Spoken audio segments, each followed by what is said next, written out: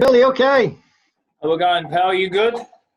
I am indeed, thank you. Thanks for taking the time to chat to us, Bill. I was just wondering, how have you been? It's been a while since we've sort of spoken to you with all this lockdown and stuff, and you've been out for a year, really. What's your mood really ahead of this fight, really? Sort of frustration, or eager to get at it, or what? Or Just want to get out there and get one in before the end of the year because you know there's a lot of fighters there now was obviously struggling this side of 2020 to get out. So I've had major disappointment in this year. The Canelo fight obviously falling through in May over the pandemic, and about to roll the dice, and here we are here with Martin Murray on Saturday. So on Friday, so we'll see how we rock and roll. yeah, because you've probably seen that, Bill. A few people sort of knocking Martin Murray, saying, "Oh, what sort of opponent is he for you for a world title fight, etc., etc." But what's your reaction to that, really? Well, listen, if you want to go on professional experience, he's got more experience than me because he's had more fights than me. He's challenged for the world title 4 times. I mean, I could have easily picked, somebody's name ending with, whatever. I couldn't even spell it. From Germany, France, wherever. But Martin Murray, he's a name. He's a 4-time challenger for the world title and should have been 2-time world champion, in my opinion, at least in 2 of them fights. So, and I promised him a shot. And if this is his last one, this is his last one. Or, if it's his lucky night, it's his lucky night. But one thing's for sure, it's his chance. Yeah, and then obviously we've got Callum Smith, Canelo on the 19th. But I know you'll have an interest in that. Do you fancy the winner of that, or what's the sort of strategy for 2021, really? I'll leave that to my management, MTK, and to Eddie Earn to make. But obviously, I would love the winner of that fight. If Smith wins it, I'm sure there's a rematch clause in there. But to win that fight, you've got to be incredibly in good shape, good mind, good health. You've got to go in there with a proper camp, and I just don't think 4 or 5 weeks is enough training camp for that sort of fight.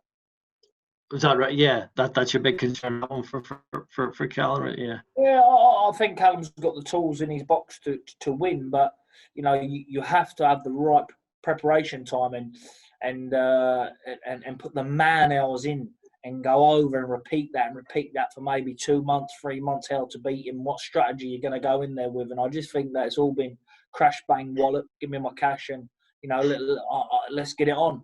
But listen, I hope I'm wrong and I hope he gets the job done, fellow Brit. Yeah. Well, thanks very much for your time and good luck on Friday. Thanks, David. If you go to Chris McKenna from the Daily Star next, please. Billy, obviously you've changed trainers again. Can you just talk us through your kind of thinking behind that and why you've done that?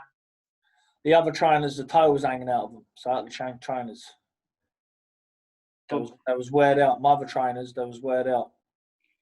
I had a pair of Adidas and I changed them for a pair of Nikes. Well, what was the thinking with going to Mark Tibbs and back to the Tibbs family? I just think that it was a decision that, lockdown come, was having no luck. I was at home and, Ben Davison, he set up a gym out in Arlo and, it was hard for him to travel away and do camps, and he's got a lot of fighters there, and it's not right on me dragging him around the country and around the world training camps because I can't do a training camp at home. Everyone knows I need to be away like I have this time, and I don't want to go to someone fresh and new, think they know me, and they don't. So I know the Tibbses know me well. Obviously, Dominic Ingle knows me well, and Ben Davison knows me well. So, that was the strategy behind it. Obviously, you mentioned there about the Canelo and Alvarez, Canelo and Callum. Was there never any option for you to maybe drop this fight and get Canelo in December, or would you not even have considered it? No, listen, I mean, I always said in December, if the fight was in December, I always said I'd have been ready. But again, my fight with Martin Murray only got announced, 5 weeks ago? So they had all that time to get in touch and they didn't ring up. And they didn't try to get in contact. So clearly they didn't want me. But, for me to fight Canelo Alvarez, in lockdown, they sort of caught me out a little bit, but which the fight would never have happened anyway because he had his lawsuit. But I wasn't prepared just to go in there and take, millions of pounds and to turn up there half-hearted and half in shape. You got to go, like I said earlier on, to beat someone like him, you have to win convincingly. and I will be on it now until May. And if it's me in May, it's me. If not, then 100%. I will be pushing my management company MTK for a big fight next year. It has to be unification, whatever which way it is. Do you feel you need to put on a really good performance on Friday to force that issue home to get that big unification fight or the Canelo fight? Do you know what? As we see the other day, we see Danny Jacobs and Rosado, so we see these type of fights, and sometimes they pan out in the favourite's favour, and sometimes they don't. It's sort of a win-win for Martin Murray, really. Everyone's writing him off, and everyone's saying he's old, he's finished, he's this. Get back in there and sure, good luck. So yeah. All right, cheers, Billy. See you later. Thanks, Chris. If you go to Ron Lewis from Boxing Scene next, please.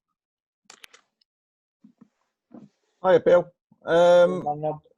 Do you think, I mean, you've had fights in the past where, if you haven't got motivated for a big fight, and, there was a classic one in Scotland, obviously. And is there any risk of this, or is Martin someone you know just so well that you know what he's got to do and you know what you got to do to not let him into the fight?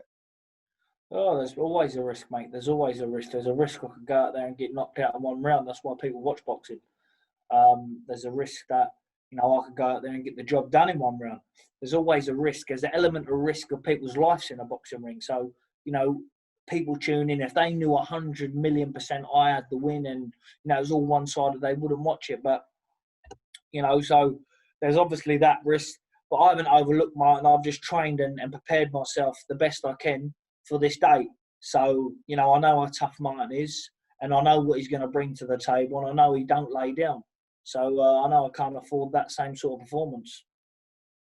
You said before about the importance of going away to train and get yourself away from home. How have you been during lockdown? Has it been a easy time for you, or? Yeah, it's been all right, mate. That's all I've been doing is plenty of sex, to be honest with you. That's all I've been having, plenty of sex and just training, really. But that's the main thing. What got me through lockdown was the sex. Excellent. Take care, Billy. Cheers, mate. Thanks, Ron. If you go to Luke Reddy from the BBC next, please. How doing, small knob? Luke, you're on mute, mate. If you just take yourself off mute. My apologies. Hi, Billy. How you doing? How we going, Luke? You mentioned Martin Murray's career, and he's gone close so many times.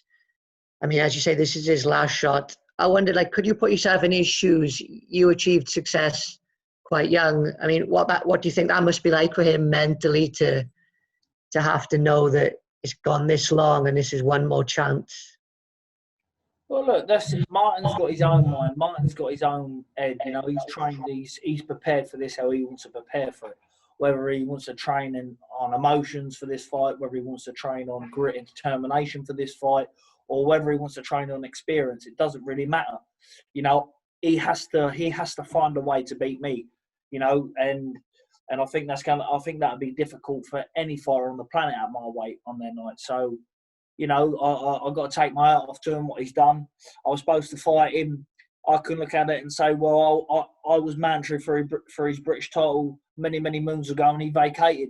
And we was both. I was just really turning into a man, and he was in his prime. So I was willing to take that chance then, and I'm sure, the shoe's on the other foot now. He's got to take that chance now. You just mentioned there about, the level you're at and how hard to beat.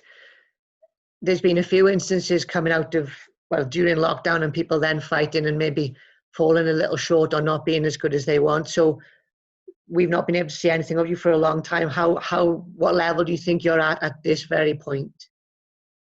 Listen, it's one of them. I've done the best I can and get as fit as I can in the amount of time I've had. I've took myself away for 7 weeks. I put myself for another training camp.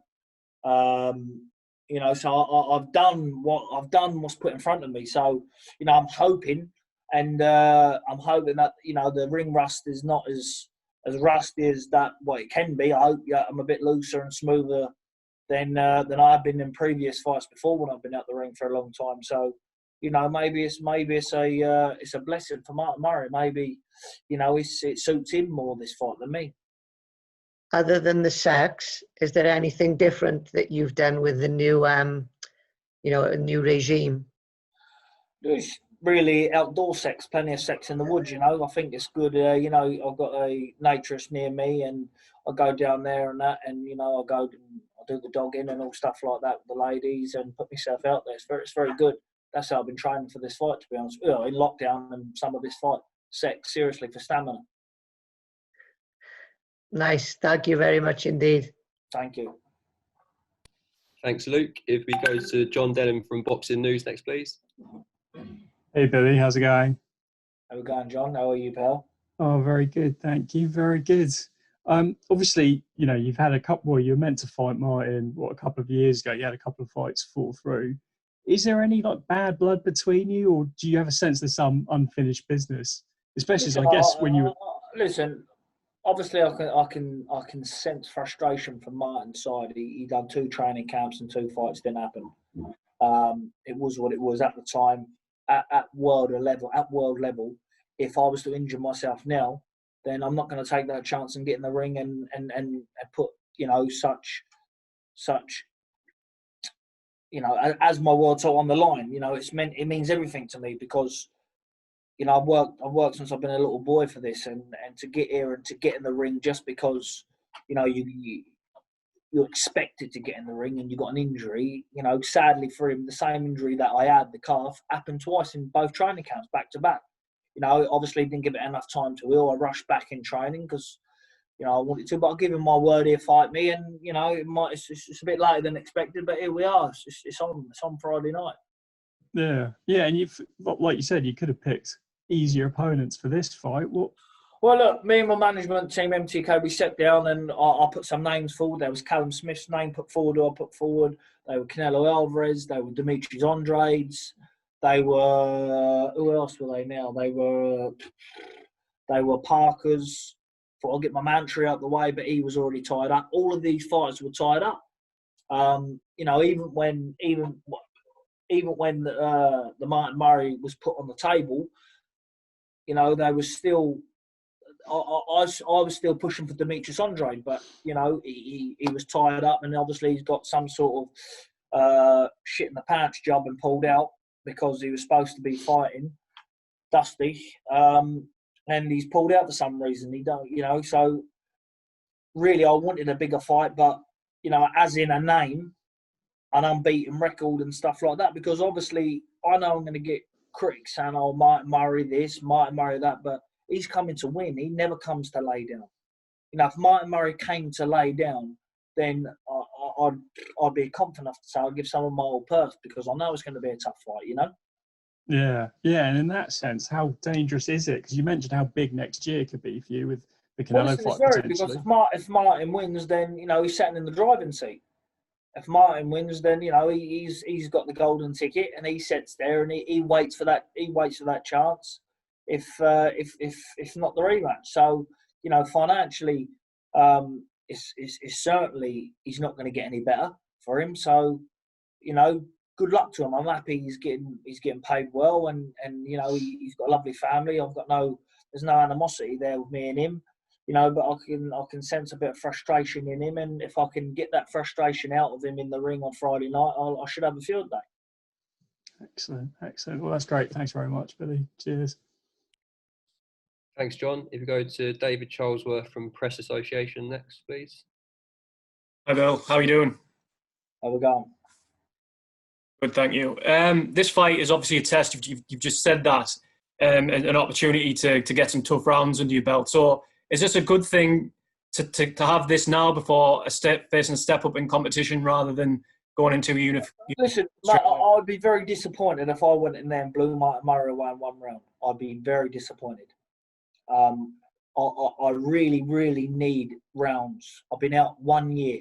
I need rounds to go into big fights for next year, to brush ring rust off. It's all right going in there and thinking you're going to look good, knocking someone out in 30 seconds and, I'm the man. I'm not going to get much credit for that. I didn't need to get in there, and you can do all the sparring in the world, but, getting under them lights, under the real thing, that's what I need to go into these big fights next year. But, to step across that bridge, You know, I need to beat Martin Murray, and I know that. So, and the fight's not yet to happen. We've seen a lot of upsets this year. And Martin Murray's not one of them fighters where you say, oh, you can completely ever write him off. You know, I know I've got a bit of youth on him, but, you know, boxing's a funny, funny game. You know, we can look at, if you want to look at youth, you can go back to the David Price fight and Glenroy Thompson, was it? I'm sure I got his name. Maybe right there. You know, going back to that sort of thing, David had a lot of youth on him, but he still got the win. So, you know, you've got to look at all these aspects in boxing, and you've got to take them into account. That a fight's never won until your hand gets raised in the air.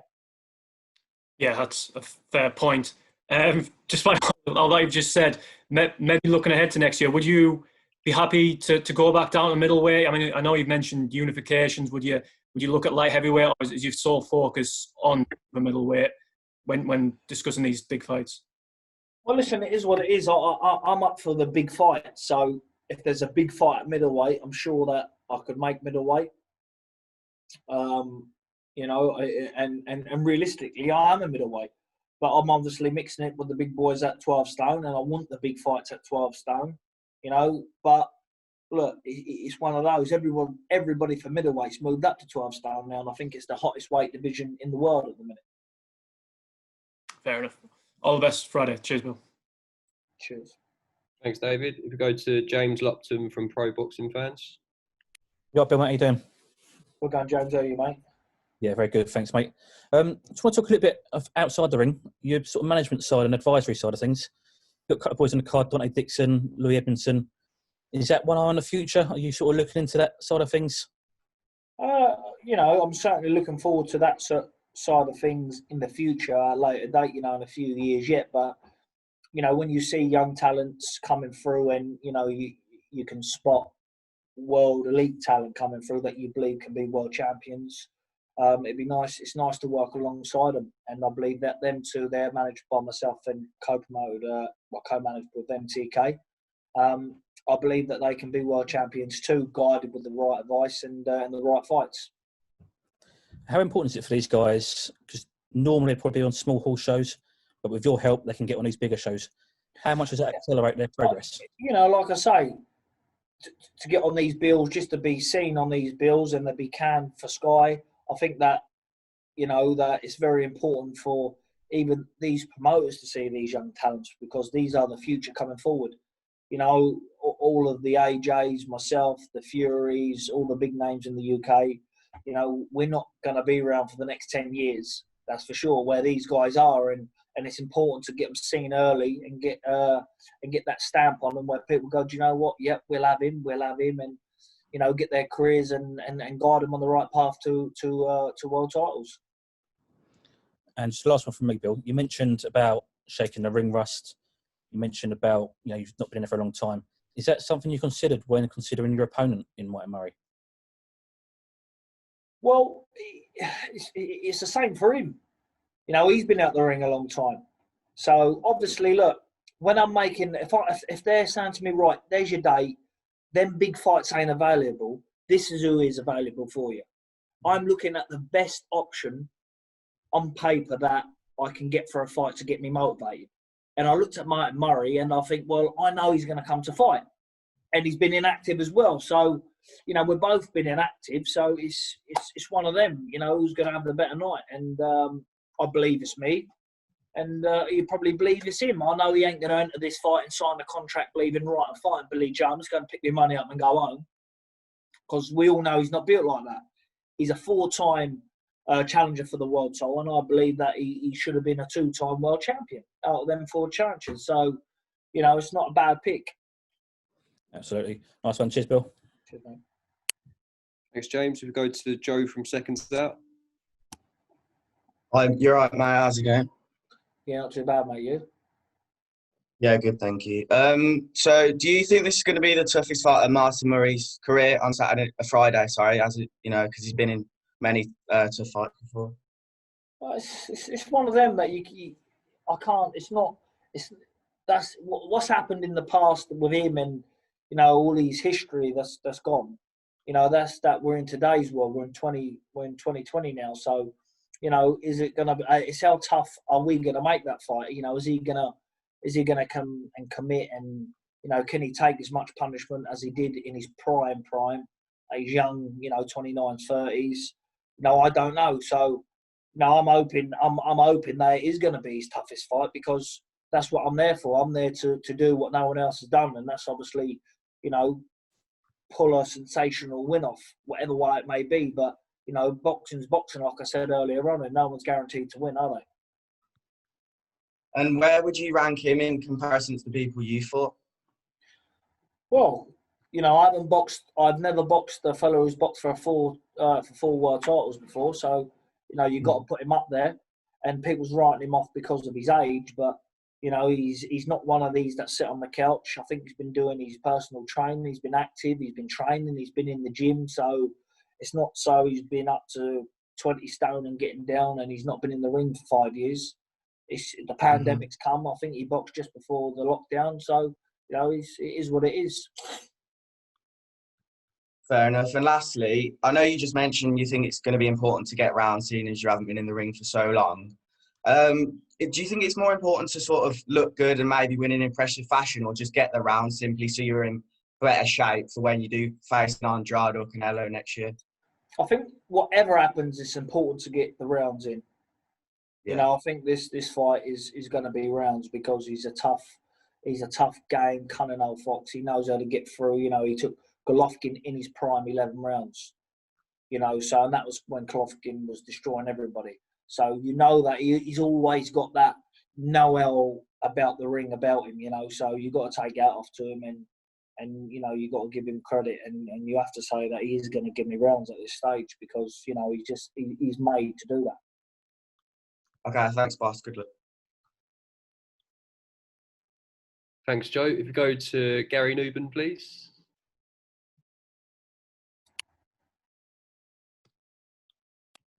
Gary, if you just take yourself off mute. There you go. Billy Joe, whatever you say, you are expected to win on Friday night, and then hopefully for you that would take you to Canelo. I'm just wondering why you would beat Canelo, and how can anybody beat Canelo in these current times at the moment? What are your thoughts on that? Why I would beat Canelo and how I would beat him. Well, how would anybody beat him over the next year or so, the way he looks? I know how I would beat him, but, you know, I haven't got Canelo next, so I won't be putting that out over, you know, over to the media in other ways. And I've worked very hard on the game plan for the last 2 years on how to beat him. You know, and when when they're giving someone 4 to 5 weeks notice, I believe that's not enough time to prepare mentally in your own head to beat someone like him, because of the fact of the judges, promotions, everything's going to be set up to suit him. I mean, what they'll probably do, they'll probably get Callum Smith out there, and for the duration he's out there, he'll probably be doing stuff like this, just talking, raffling onto the media and talking more than rather getting ready and training and focusing on a game plan to win. But Joe Gallagher's a very experienced trainer, so hopefully, you know, Callum's been under the impression and had the news for the long time that he's fighting Canelo, and maybe we see an upset. But at the minute, I don't see no one beating him without a proper training camp and fully mindset. Looking forward to Friday. You're quite right to say one punch could do it, obviously, but in most people's views, you're going to be a really red-hot favourite. And would you not agree it's not quite as close as the Dubois-Joyce was on paper, even if Joyce was a 3-1 outsider? I mean, it's all stacked in your favour, isn't it? Well, listen, to be honest with you, it's stacked in my favour on paper. But as we know, paper can burn, paper can be thrown in the bin. You know, the script can be torn up and thrown away. So, you know, I've been inactive for over a year now. My last performance wasn't the best in the world, you know, for Matchroom. But, you know, I'm really looking in my own head and mindset. I know that I need to bring a performance out where people go, well, you know, no matter who were in front of him that night, he still was going to look sensational. So in my own head, that's what's in my head. And please God, I get that performance out and move on to bigger and better things. But at the moment, Martin Murray is I'm putting him down as as the number one and me the number two, you know, for me to make sure that I don't slip up.